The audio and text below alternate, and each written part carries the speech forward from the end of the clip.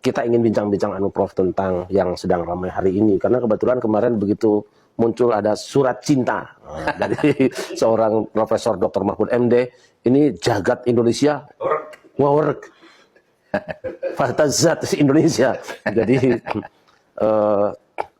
mungkin kita akan bincang-bincang tidak terlalu banyak lah karena beliau juga harus istirahat, tapi intinya kan begini saja. Apa sih sebetulnya yang melatar belakangi Profesor berkirim surat cinta via Raden Haji Omah Irama yang dibawa oleh Gus Isnabarawi itu?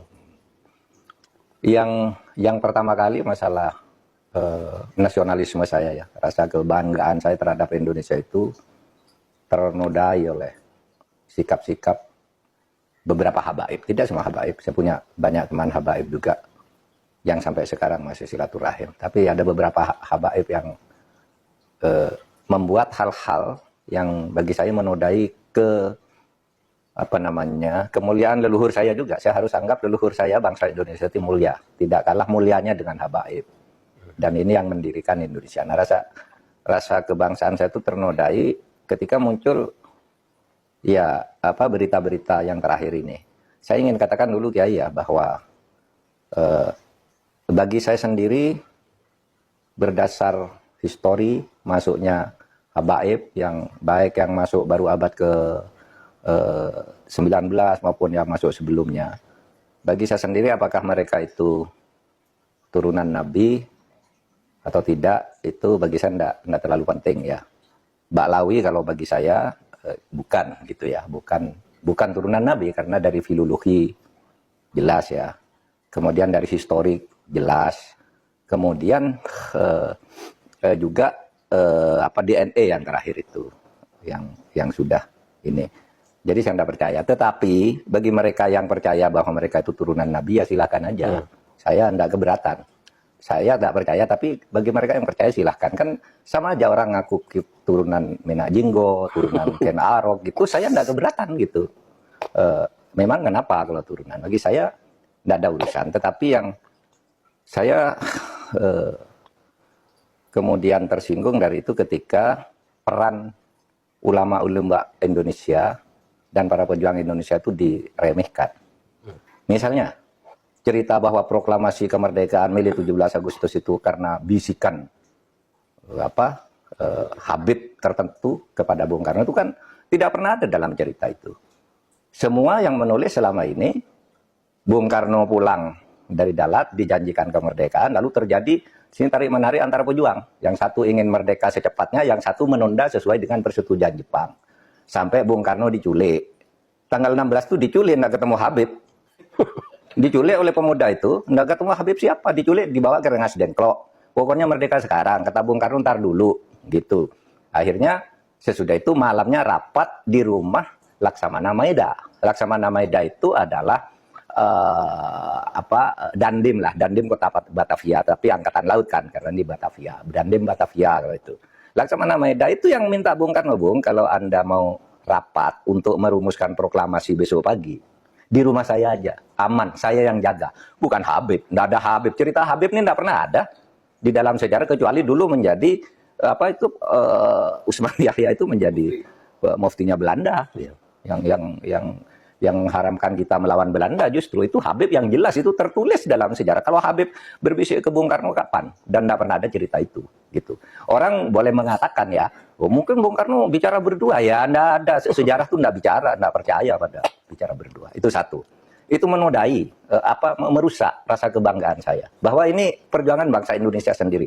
Bahwa ada Habib membantu, ya bisa saja. Kan bukan hanya Habib yang membantu. Anggota BPUPK itu kayaknya tidak ada Habibnya. Kalau Cina ada, Jepang ada, gitu. Arab non Habib juga tidak ada karena Abdurrahman Baswedan itu kayaknya tidak BPUPKI, bukan masuk para pendiri gitu ya. Nah kok sekarang lalu Habib, lalu para pejuang dihabibkan semua kan, Diponegoro, siapa lagi? Imam Bonjol. Wah itu kebanggaan orang Jawa loh, Diponegoro itu. Lalu dihabibkan. Habib dari mana? Ya Habib dari mana? Gitu. Nggak ada sejarahnya yang menyatakan itu. Nah itu apalagi sekarang langkah-langkah khurafat ya yang dibangun oleh mereka. yang ketika itu muncul gitu kita nganggap kan itu seperti dongeng, bukan buah seperti wahyu. Masa malaikat katanya diusir, malaikat dikirimi surat, ini apa ini saya bilang. Jadi agama tuh menjadi dongeng akhirnya. Saya percaya pada mukjizat, pada karomah, tapi enggak kayak gitu juga gitu. Yang cerita-cerita Habib. Nah, ketika ini muncul kan Rumah Irama dituding-tuding oleh seorang Habib. Rumah Irama, kamu fitnah, tunjukkan siapa yang bilang gitu. Kan kemudian muncul semua nih, ngomong ini ngomong ini ngomong ini, ada yang macam-macam bahwa satu kaki Habib itu lebih tinggi, lebih mulia dari 70 kepala kiai. Kan gitu, itu kan penghinaan betul. Kalau orang tidak terhina dengan ini, saya kira tidak rasa kebangsaannya rendah. Karena itu dinyatakan, harusnya ditegur lah oleh kelompok Habaibnya sendiri. Ada yang bilang juga Habib itu meskipun mabuk, berzina, itu jangan dimarahi. Karena kalau Habib itu pasti masuk surga. Aduh, dari mana? Nah kalau gitu, dan ini tidak ada yang menjawab bahwa ini tidak benar gitu. Tidak ada Habib yang menjawab gitu. Bahwa ini loh yang dikatakan. Tidak ada tuh yang menjawab. Hanya berkekeh aja bahwa Habib itu berperan di Indonesia, Habib itu wali, Habib macam-macam gitu.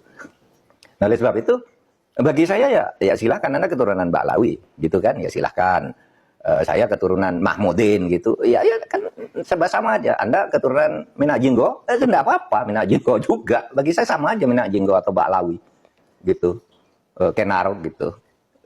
Artinya mereka ini mempunyai kedudukan yang sama di depan hukum dan pemerintahan. Nah yang khurafat-khurafat itu menurut saya harus diakhiri sekarang.